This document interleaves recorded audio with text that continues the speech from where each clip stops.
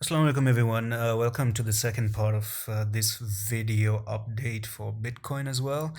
And it's gonna be a very fairly quick update on my thoughts about Bitcoin. And in my opinion, guys, you should be really careful at this point of time because we might be making a bear flag in the process.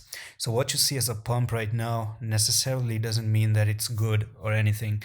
The first thing I'm going to talk about is a resistance. There's two things in this video again, and that's going to be this line. I'm going to drop a horizontal line right there. I'm going to just bring this a little bit higher, just there, okay?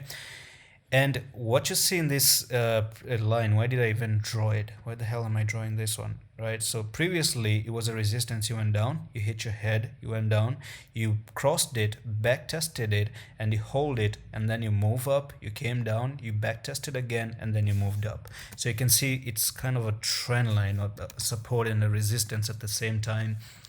The next thing you did is that in this line, you came down here and you lost that line. Previously, what did you do? You came down, you bounced off it, you went up. You came down, you just broke a support, in my opinion, and all you did is you go back for the retest. Are you gonna cross it to the 37,188 and back test it?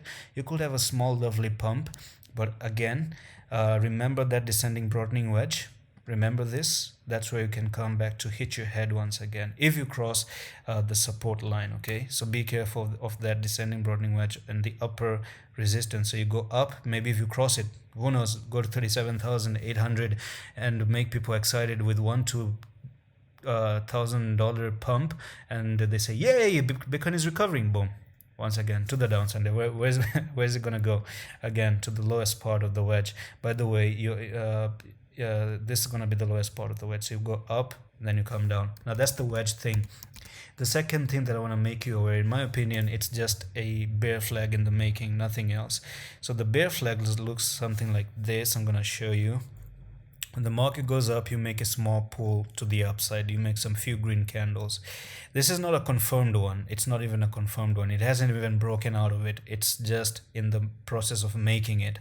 So it's not final. And from here, guys, you take the top to the bottom, just like that.